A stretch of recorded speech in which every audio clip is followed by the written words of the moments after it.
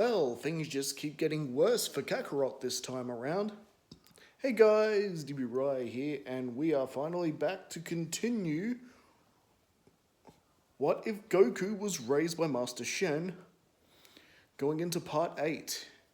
And well, continuing exactly where we left off now, as confirmed, because Piccolo isn't around, that means Kami isn't around. Mr. Popo, of course, was a big help in helping the gang find a spaceship to Namek, and thanks to Bulma being a little bit more thorough with the ship, they were able to find the Namekian coordinates on the spaceship.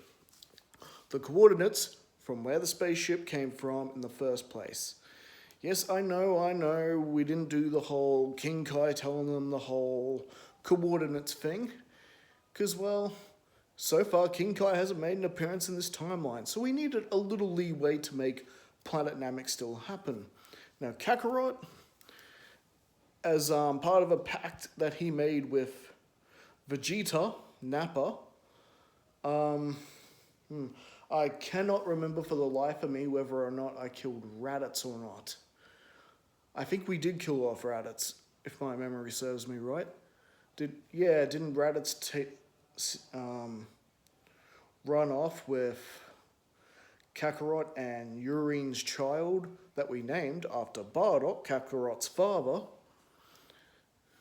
only to have them basically track Raditz down and kill them? I'm pretty sure that's how I did it, so we're going to continue like that has happened. That Kakarot has basically been brought into the fold to replace Raditz, since Kakarot helped cause the fact that the Saiyans do not have Raditz anymore. And well, it's been quite a nasty adjustment for Kakarot, because unlike his, I guess you could say, Saiyan acquaintances, he's not exactly the ruthless killer type. He's, don't get me wrong, he'll put you down if you get in his way, but he's not the ruthless planet annihilator, which is why so far in most of his missions, Kakarot has gone out of his way to avoid killing civilians, sticking mostly to military targets. The only time where that has sort of backfired on him is when, well, Vegeta decided to throw an energy ball in the air, forcing Kakarot to transform into the great ape, and they pretty much wiped out a planet. Unfortunately, Kakarot had no control or say in the matter. And don't get Kakarot wrong. In Kakarot's head, he's definitely keeping up a little tab, just a little debt that Vegeta is slowly building up every time he does something that Kakarot doesn't like. And yes, Kakarot is very, very way down low on the food chain in comparison to Nappa and Vegeta. However, the more battles he's getting into, he's actually becoming a lot more stronger. His strength is slowly getting up there. At a quicker rate anyway than it would be for Raditz, because unlike Raditz, Kakarot's not afraid to throw himself into the fray and fight with potentially stronger enemies. Although he is clever too, smarter than his original counterpart. And well, meanwhile, our heroes are on their mission to Namek, and well, let's just say they had a little incident in a planet that we, of course, know as Fake Namek. Yes, we're going to add a little Fake Namek in there, just for a little bit of drama. All this time, they're running around, grabbing Dragon Balls, thinking they're going to save everyone from Nappa and Raditz and Vegeta, and why did I say Raditz? Raditz is dead, I'm pretty sure. Nappa, Vegeta, and hopefully get Kakarot back, save the Earth. Of course, I don't think they know of the existence of Frieza yet. Kakarot does. Kakarot's been brought before the Emperor before, at this point in the story. So the adventure on Fake Planet Namek is a lot like what happens in the original anime, but a little bit quicker because there's more of our heroes there. and there's only 2 fake Namekians.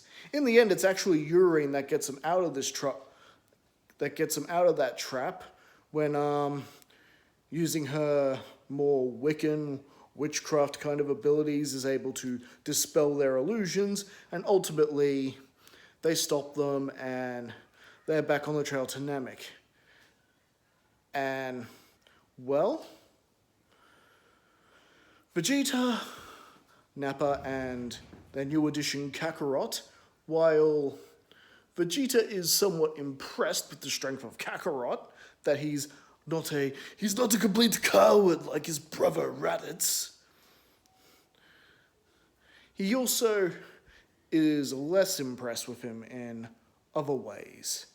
The constant questioning Vegeta's word, that's beginning to get on the prince's nerves a little bit, almost to the point where he's almost ready to be pretty much done with Kakarot.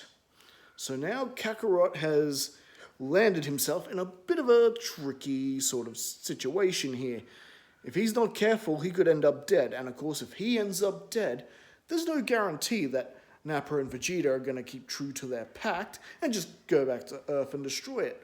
But as long as Kakarot is under their servitude, Earth's safety is, I wouldn't say 100% guaranteed even in that situation either, but there's at least a sort of better chance.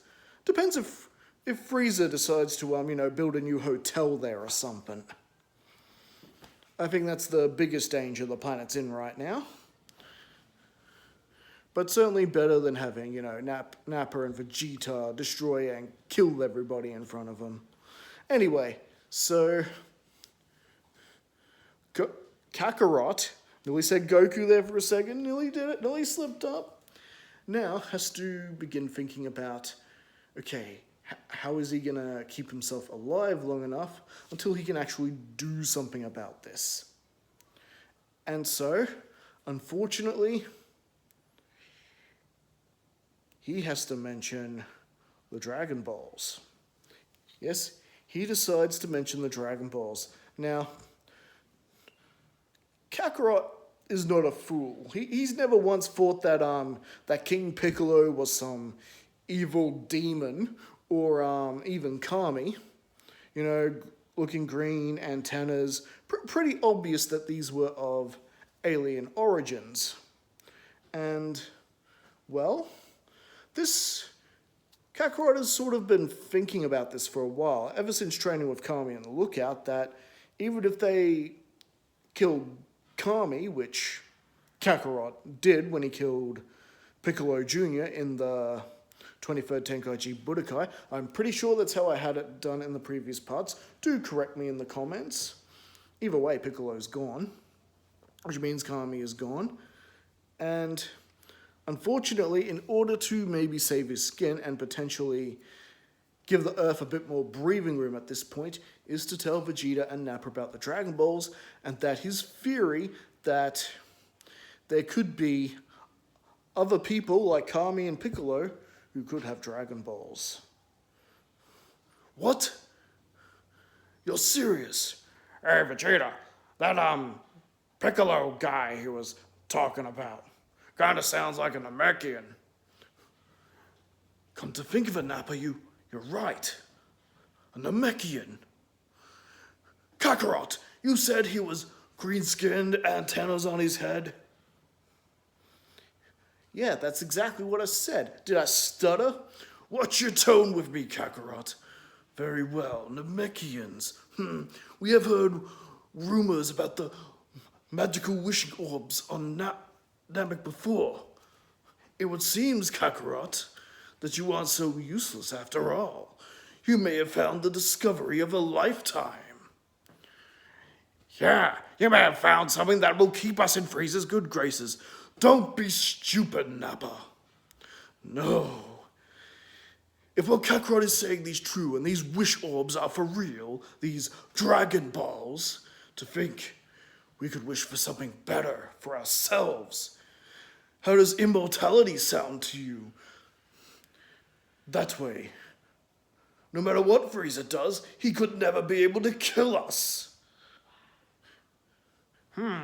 I do like the sound of that. And then finally, we can achieve our goals of being Super Saiyans. And so, like that, Nappa, Vegeta, and Kakarot are on their way to Namek.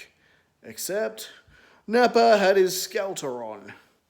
And well, who else should hear about these nice, beautiful wishes? I, the mighty Lord Frieza, of course. Yes, please. Immortality for me. Thank you, Vegeta, for being so stupid. Although, really, I guess you would have to blame Kakarot for this one. And so, it is a race. We got 3 parties on the way to Namek. We got Team Saiyan, Team Z Warriors, and Team Frieza. Which one will reach Namek first in this epic race for the Dragon Balls? And that's where we're going to be leaving things for right now. So, what do you guys think? Did you enjoy this particular part? What exactly is Kakarot's plan here? Is he planning to take the Dragon Balls himself and then pretty much find a way to use them to do away with Nappa and Vegeta? Kakarot is the type who would resort to this. In this timeline, he is the type who would resort to that if he had to. If it meant defending the planet. I mean, after all, he killed Piccolo without mercy. He'd do whatever it took. Which, yes, if I haven't established that by now in this series, Kakarot is the type of character who will do whatever it takes.